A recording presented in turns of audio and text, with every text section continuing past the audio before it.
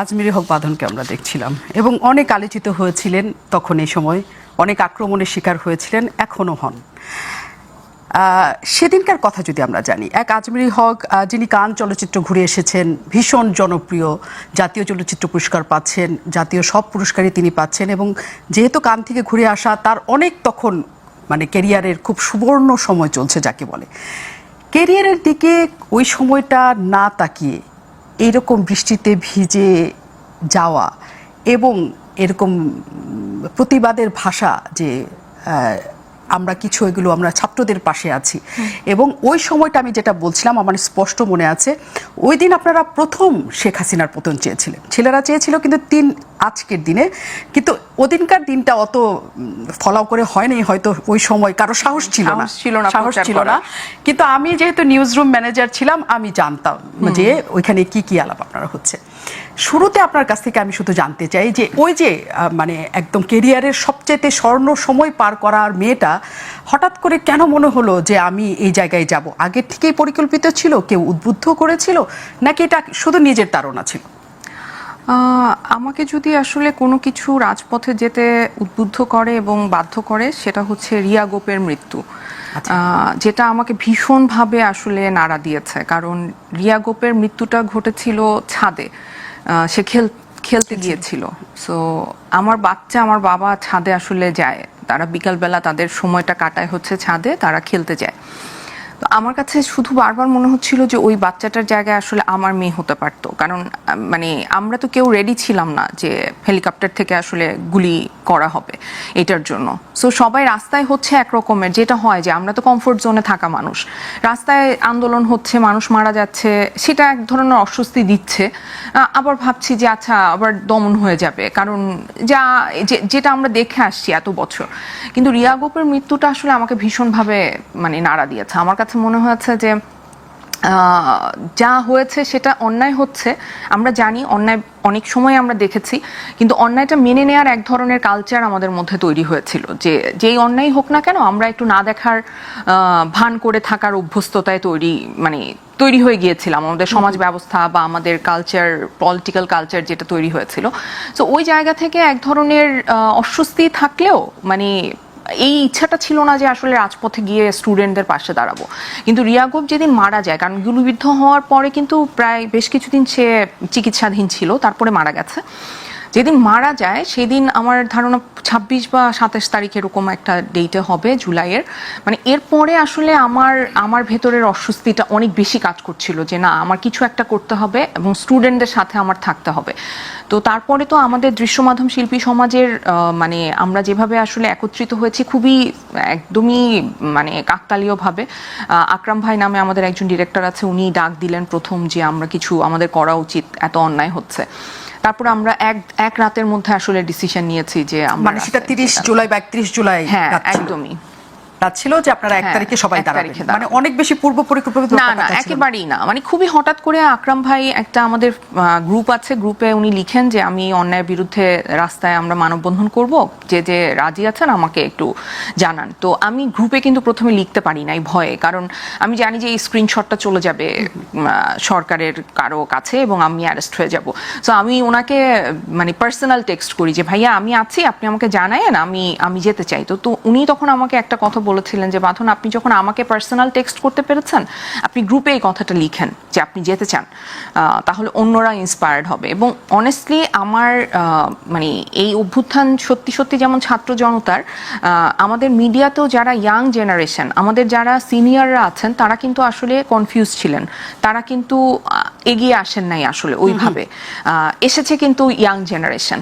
So আমি ওদের কাছে সবচাইতে গ্রেটফুল, কারণ ওরা এক রাতের মধ্যে, এবং ওই রাতটা আমার জীবনের একটা স্মরণীয় রাত, কারণ মানে প্রত্যেকটা ইয়াং ছেলে মেয়ে এমনভাবে আসলে তাদের মনের ক্ষোভ প্রকাশ করছিল যে ওরা রাগে ক্ষোভে ফেটে পড়ছিল যে এতদিন আপনাদের কেন লাগলো, এতদিন পর কেন আপনারা বলছেন যে আপনারা রাস্তায় যাবেন, আরো আগে যাওয়া উচিত ছিল, এইভাবে এত অন্যায় হচ্ছে, এত অবিচার হচ্ছে। সো ওই জায়গাটা আমার কাছে মনে হয় যে খুব জরুরি এটা বলাটা, যে আসলে ইয়াং যারা আমাদের অ্যাক্টিভিস্ট যারা ছিলেন, মানে যারা অংশগ্রহণ করেছেন, তারা সবচাইতে বেশি আসলে এই মুভমেন্টটাকে মানে আন্দোলিত করেছে। তার মানে আপনি যখন এখানে লিখেছেন অনেকেই তখন ইন্সপায়ার্ড হ্যাঁ। হয়েছে যে এইখানে আপনার যাওয়া উচিত। এবং যে কথাটা আপনার কাছে জানতে চেয়েছিলাম যে আপনি যে সময়টা ক্যারিয়ারের সবচেয়ে ভালো সময় কাটাচ্ছেন এবং আপনি সুনিশ্চিতভাবে জানেন এই আন্দোলন যদি শেখ হাসিনা সরকার দমাতে পারে বা ম্যানেজ করতে পারে, যেগুলো আগে সবসময় তারা করেছে, তারপর আপনার কি হবে, আপনি কি ভেবেছিলেন?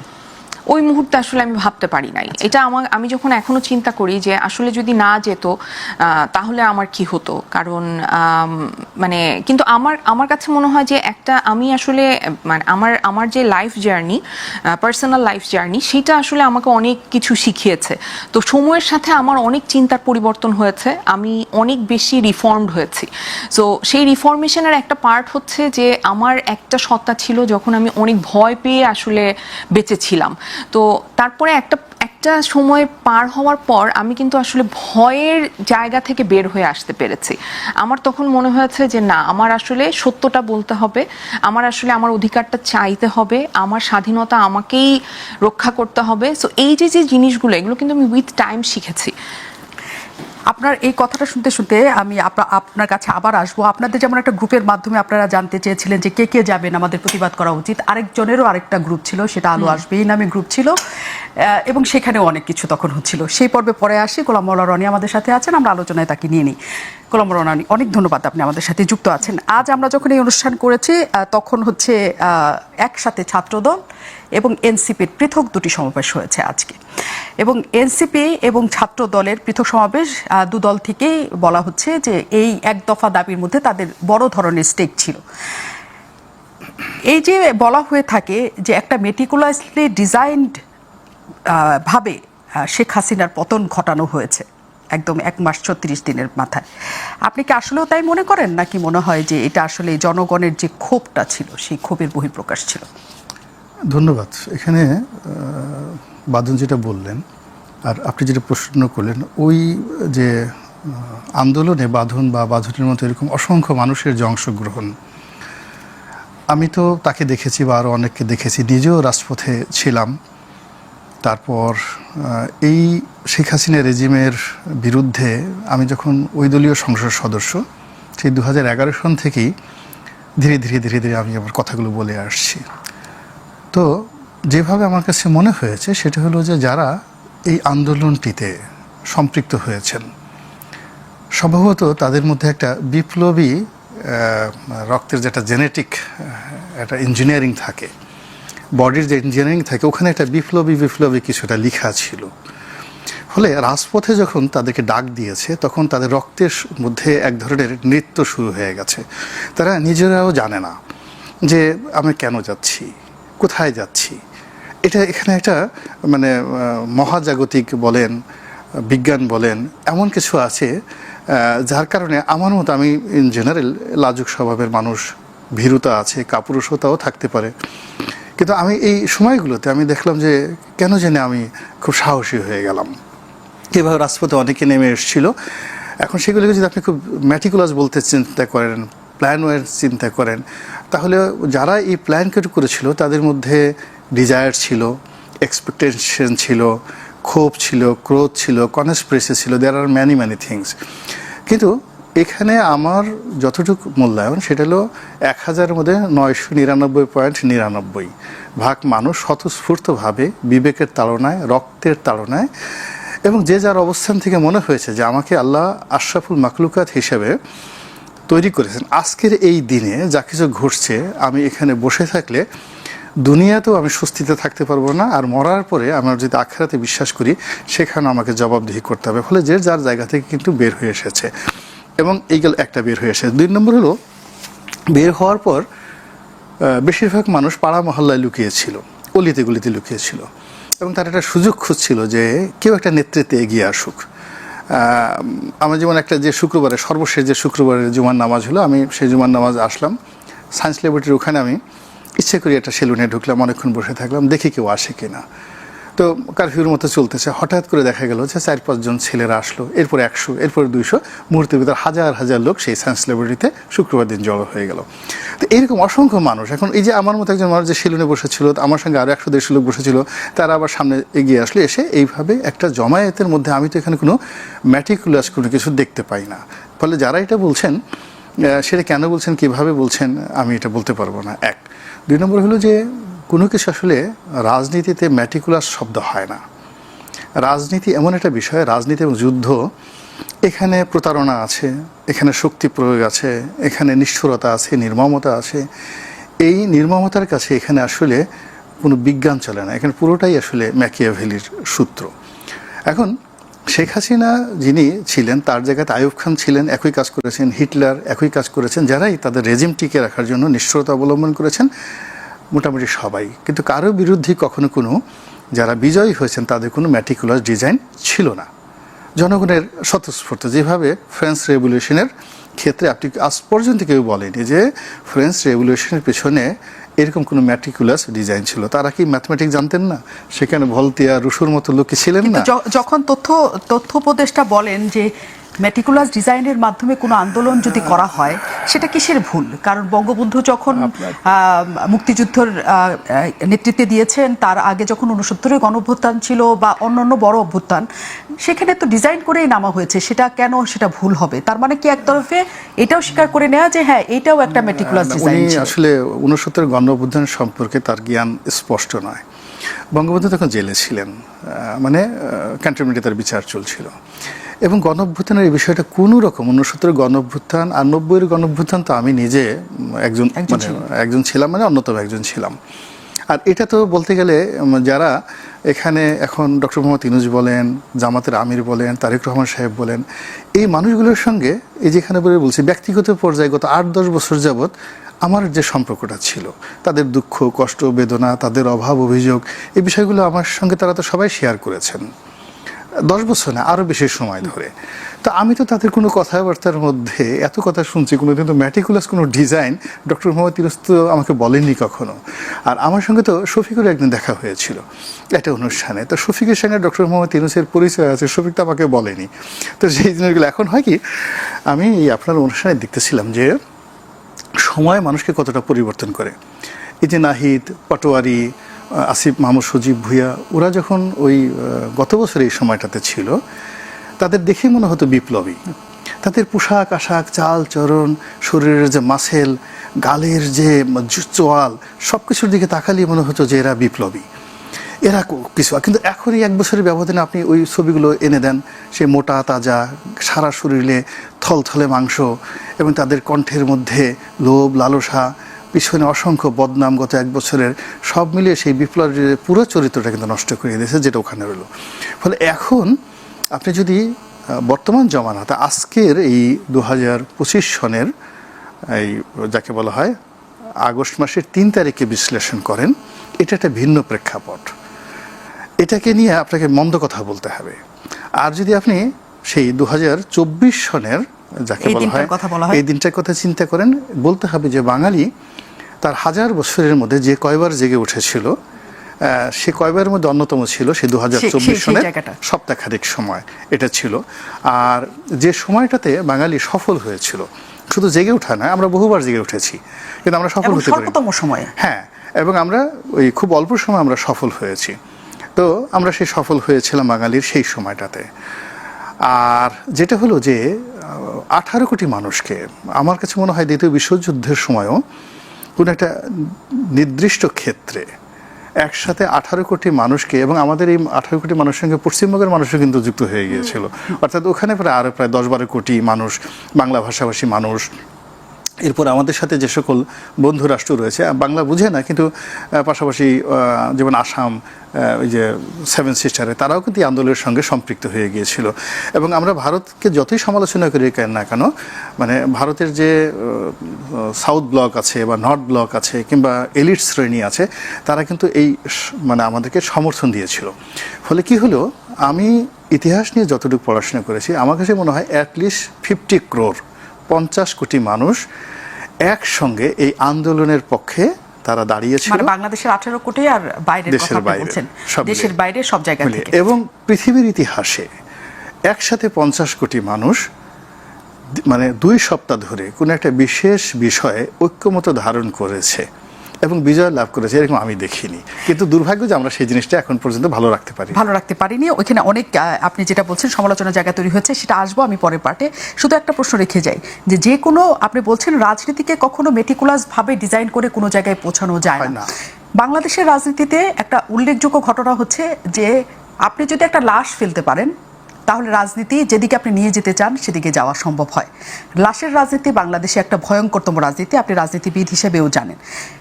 বলা হয়ে থাকে সেটা একটা আবেগের খেলা হয়েছে এখানে। আমি এই আলোচনা আপনার কাছে প্রশ্নটা দিয়ে যাচ্ছি যাতে আপনি কথাটা আপনার সাজাতে হয় না, কিন্তু আপনি মনে করতে পারেন। আমি বাঁধনের কাছ থেকে একটা পয়েন্ট নিয়ে আসি।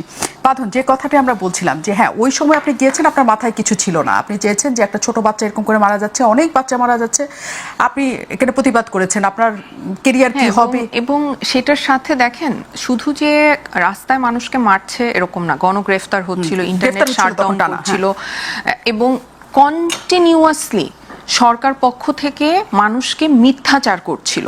এইটাই হচ্ছে মূল পয়েন্ট। আপনি যে জিজ্ঞেস করেন আমি কি করেছি, আমি তো একটা প্রতিবাদী করেছি, ওইটা ছিল মূল পয়েন্ট।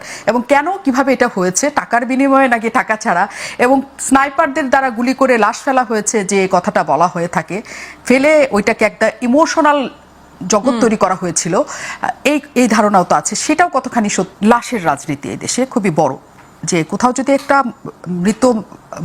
মৃত্যু নিশ্চিত করা যায় তাহলে সেই রাজনীতি যেদিকে ইচ্ছে সেদিকে নিয়ে চলে যাওয়া যায়, আর সেখানে যদি কোনো ছাত্রদের মৃত্যু হয় সেটা আরও ভয়ঙ্কর জায়গায় নিয়ে চলে যাওয়া যায়। এবং এই মৃত্যুকে কেন্দ্র করে যেটা তৈরি করা হলো, যে বলা হয়ে থাকে আওয়ামী ঘরানার লোকজন বা একটা শ্রেণী বলে যে এটি আসলে এমন করে প্ল্যান করা হয়েছে যেহেতু বাংলাদেশের মানুষ খুবই আবেগপ্রবণ এবং তাদের সন্তানরা তাদের কাছে অনেক বড় কিছু, সবার কাছে। আমার সন্তান যদি রাস্তায় না মারা যায় তারপরও আমি সেটাতে আবেগ আপ্লুত হই। ফলে ওই ঘটনাটাকে নেওয়া হয়েছে মানুষকে জাগিয়ে তোলার জন্য, ক্ষুব্ধ করানোর জন্য। আপনার কি সেটা মনে হয় কিনা? না, আমার সেটা মনে হয় না। আওয়ামী লীগ এখনও তাদের বোধোদয় হয়নি।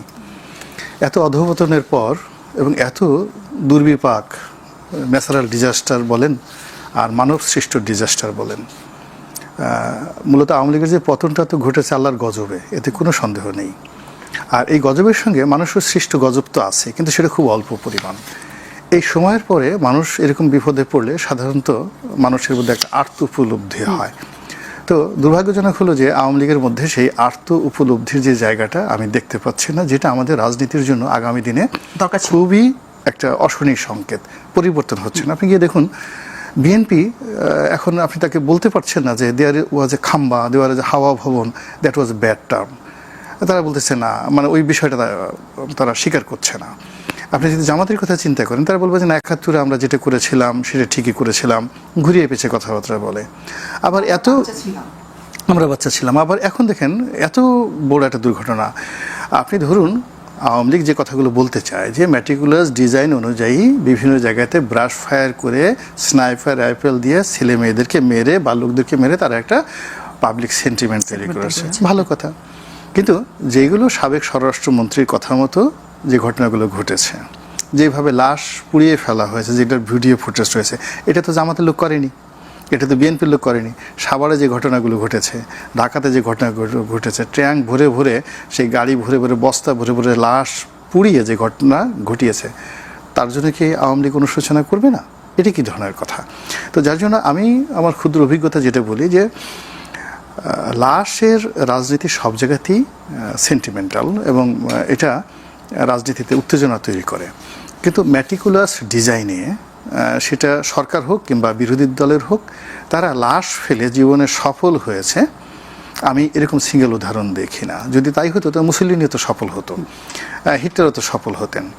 আবার যদি লাশ ফেলে রাজনীতিতে কেউ রাজা হতে পারতেন, তাহলে তো সিরাজ শিকদার হতে পারতেন, জাসদ হতে পারতো, চারু মজুমদারের নকশাল হতে পারতো, তারা তো কেউ হতে পারেননি। এখানেও একই অবস্থা। এখানে আসলে যেটা হয়েছে, আমাদের এই বাংলাদেশে যদি আপনি ৫২ লাশের কথা চিন্তা করেন, ৫২তে যে রফিক বরকত জব্বারকে মেরে ফেলা হলো, এটা কোনো ম্যাটিকুলাস ডিজাইনে ছিল না। কিংবা নূর হোসেনের উপর যে গুলি চালানো হলো, এর সাথে অনেক খুন করেছে হয়তোবা, কিন্তু ওই নূর হোসেনের হত্যাকাণ্ডটা আসলে তার ম্যাটিকুলাস ডিজাইনের মধ্যে ছিল না, কিন্তু ঘটনাটা ঘটে গেছে। এখানেও যে হত্যাকাণ্ডগুলো হয়েছে, যে হত্যাকাণ্ডগুলো আমাদেরকে খুব আবেগ তাড়িত হয়ে পড়েছে, এটা আমি বলবো যে ম্যাটিকুলাস ছিল না। ইভেন বাঁধন যেটা বললেন যে হেলিকপ্টার থেকে যে মেয়েটাকে গুলি করে যাকে বলা হয় হত্যা করা হয়েছে নির্মমভাবে, যা তাকে রাজপথে নামিয়ে এনেছে, এটা আমার কাছে মনে হয় না যে ওই মেয়েটাকে টার্গেট করে গুলি করা হয়েছে। It's a cause of action. তারা অপকর্ম করছিল, অপকর্ম করতে করতে তাদের হাত বেড়ে গেছে, পা বেড়ে গেছে, তাদের নফস বেড়ে গেছে, এবং তারা এটাকে কোনো অপরাধী মনে করেনি, করতে গিয়ে একটা ঘটনা বা দুর্ঘটনা ঘটে গেছে। এইভাবে আসলে পুরো একটা জিনিস হয়ে গেছে। আমি আপনাকে একটা কথা বলি, যে আগে যেটা বললাম যে আমাদের দেশে রাজনীতির দার্শনিক নাই বললেই চলে। আমি তো এই জগৎটার সঙ্গে আছি ছাত্র রাজনীতি সেই অনেক আগের থেকে, 82-83 সন থেকে, আর জাতীয় রাজনীতি করছি 2001 সন থেকে।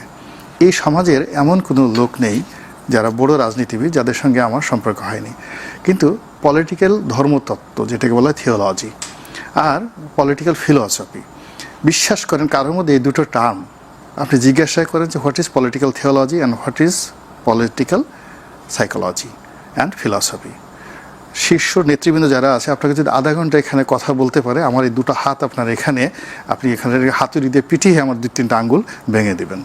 তো এই নলেজ দিয়ে আসলে ম্যাটিকুলাসলি ডিজাইন হয় না, এই নলেজ দিয়ে আসলে কোনো কিছু না। তারা জাস্ট একটা সারপ্রাইজিং শব্দ, এটা বললে মনে হয় মানুষের মনে করো যে আমার অনেক পাণ্ডিত্য আছে, অনেক জ্ঞান আছে। আপনি বিশ্বাস করেন একটা স্বৈরাচারী শাসন ব্যবস্থাতে, ধরুন শেখ হাসিনার জমানাতে যে সকল পুলিশ কর্তা, যে সকল সামরিক বেসামরিক কর্মকর্তা অপকর্ম করেছেন, এটা কি এখন বন্ধ হয়েছে? বন্ধ হয়নি।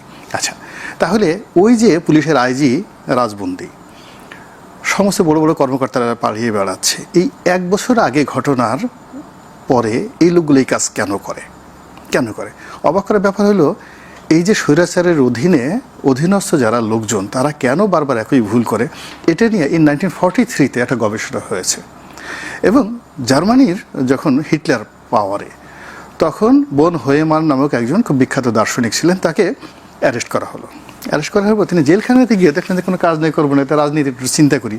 তিনি বললেন যে এই জাতি, জার্মান জাতি, গত 1000 বছর ধরে সারা পৃথিবীর মধ্যে শ্রেষ্ঠতম জাতি। এরা পেট্রোল ইঞ্জিন আবিষ্কার করেছে, এরা ডিজেল ইঞ্জিন আবিষ্কার করেছে, এরা জুতা আবিষ্কার করেছে। এই যে পুমা এডিডাস, এর যে বাবা, এই যে পুমার যে বাবা, এর প্রথম জুতা আবিষ্কার করেছে। এরা ছাপাখানা, গুটেনবার্গ সেই ছাপাখানা আবিষ্কার করলো। তো এই জাতি কেন হিটলারের কথায় তাকে ত্রাণকর্তা মনে করছে, ফুয়েরার মনে করছে, এত এই কাজগুলো করছে?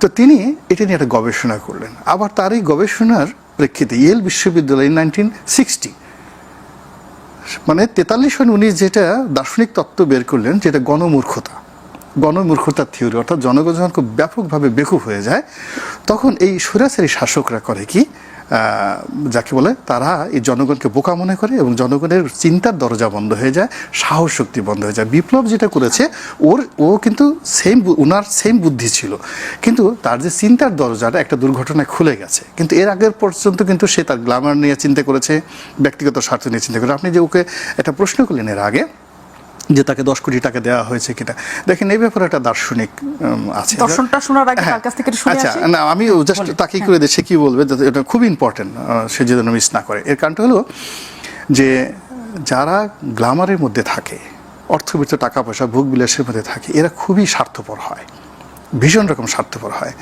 এদেরকে আপনি দুনিয়ার 10,000 কোটি টাকা দিয়েও আপনি কখনো বন্ধুকের সামনে দাঁড়া করাতে পারবেন না। এরা দুনিয়ায় মনে করে এটা জান্নাত, এখানে সব কিছু আছে। টাকা, বরং তাকে যদি টাকা দিত সে পালাতো, সবার আগে সে পালাতো, টাকাও নিত, পালাতো। বাঁধনের কাছে এটা নিয়ে আসছে, টাকা নিয়ে পালানোর কথা। হ্যাঁ, টাকা নিয়ে পালানোর কথা হয় কিনা, কারণ এই আলোচনা আপনি সেটা নিজেই জানেন, এই আলোচনা আছে। কিন্তু এত কম অ্যামাউন্ট, সেটাই হচ্ছে কথা। এখন ঘটনা, আমাকে একজন বলেছে 200 কোটি। আচ্ছা, 200 কোটি, এটার একটা ভারী কি আছে? আপনি 10 কোটি বললেন। আচ্ছা, আমার কাছে এসছে, মানে আমি আসলে সোশ্যাল মিডিয়া দেখেছি 10 কোটি টাকা নিয়েছে, অবিচার করা হয়েছে এবং এটা ছোট করা হয়েছে। 200 কোটি টাকা আজমেরী হক বাঁধনের কাছে থাকলে খুবই ভালো, যে আজমেরী হক বাঁধন সারা জীবন অনেক স্ট্রাগল করেছেন, তার আর জীবনে স্ট্রাগল করতে হবে না।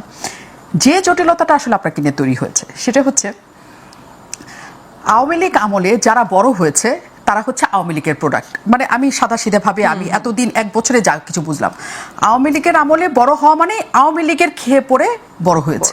হ্যাঁ, তার নিজস্ব কোনো মেধা নাই, তার কিছু নাই, সে এককভাবে কিছু করতে পারে না। আওয়ামী লীগ ওখানে মাথায় হাত রেখেছিল বলে সে বড় হয়েছে। মানে একটা বাচ্চাও যদি 16 বছর আগে জন্ম নেয়, সে আওয়ামী লীগের কি বলে তত্ত্বাবধানে বড় হয়েছে বা জন্মগ্রহণ করেছে, এটাই হচ্ছে ট্রেন্ড, মানে এখনকার ট্রেন্ড আমরা সেটা বুঝছি। তো আপনি 16 বছরে আজমেরী হক বাঁধন হয়েছেন, 1 নম্বর পয়েন্ট যে আপনি আওয়ামী লীগের সবকিছু করেছেন। 2 নম্বর পয়েন্ট হচ্ছে আওয়ামী লীগের হয়ে আপনি নির্বাচনী প্রচারণায় নেমেছেন। 3 নম্বর হচ্ছে আওয়ামী লীগের আওয়ামী লীগের আমলে সকল ধরনের পুরস্কারের মধ্যে আপনি ছিলেন। 4 নম্বর পয়েন্ট হচ্ছে আপনি হচ্ছেন ওই রেজিমের সকল উচ্চ স্তরের মন্ত্রী, এমপি, আমলা সবার সাথে আপনার ভালো ধরনের সম্পর্ক ছিল। এই এতগুলি কারণে আওয়ামী লীগ মনে করে আপনি তাদের মানুষ। আপনি তাদের মানুষ হয়ে কেন ওই আন্দোলনে গেলেন, এটা তাদের মূল ক্ষোভের জায়গা। আর দ্বিতীয় একটা ক্ষোভের জায়গা হচ্ছে যে এই যে আপনারা যাওয়ার কারণে অনেক মানুষ সেখানে উদ্বেলিত হয়েছে, উচ্ছ্বসিত হয়ে সেখানে যোগ দিয়েছে। এই 2টা পয়েন্টে আপনার কিছু বলার আছে কিনা, তাদের মানুষ হয়ে কেন গিয়েছেন এবং আপনাদের দ্বারা যে এত মানুষ সেখানে উৎসাহিত হলো সেটা নিয়ে আপনার কোনো কিছু বক্তব্য আছে কিনা? আমাদের দ্বারা যে মানুষ উৎসাহিত হয়েছে এটা একেবারে সত্যি কথা।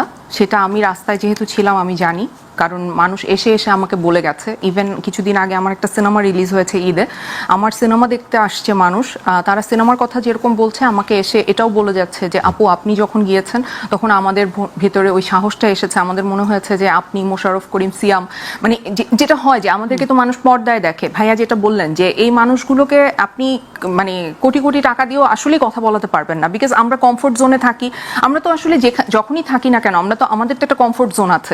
যেই সরকারি আসুক সে আমাদের সাথে এমন কিছু করবে না যদি আমরা যে তাদের সাথে কিছু না করি, তাই না? আমরা আমাদের জায়গাটা কিন্তু খুবই সিকিউর। সো ওই জায়গা থেকে যখন আমরা গিয়েছি এটা মানুষকে অবশ্যই অনুপ্রাণিত করেছে রাস্তায় আসতে, এইটা একটা কথা। আরেকটা হচ্ছে যে আমি আমার জীবনে আসলে যা কিছু অর্জন করেছি একান্তই আমার অর্জন। এটা আসলে কারো পৃষ্ঠপোষকতার অর্জন না। আমি রেহানা মারিয়াম নূর করেছি, যেটা করে আমি এশিয়া প্যাসিফিক স্ক্রিন অ্যাওয়ার্ড পেয়েছি, যেটা পুরো এশিয়ার মধ্যে আমি বেস্ট অ্যাক্ট্রেস হয়েছি। তারপরে যদি বাংলাদেশ জাতীয় চলচ্চিত্র পুরস্কারে আমাকে যদি জাতীয় চলচ্চিত্র পুরস্কার না দেওয়া হতো তাহলে সেটা তাদের জন্য লজ্জার হতো।